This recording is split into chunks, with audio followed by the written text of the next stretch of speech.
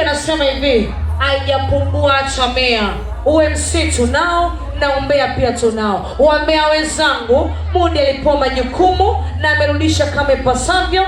Mchuzo unaendelea, mpira pasu kwa pasu. Mudi umeweza tajili, ukaweza na ukaweza tena. Umesahau maokoto kwa MC. Jamani, raha silaha.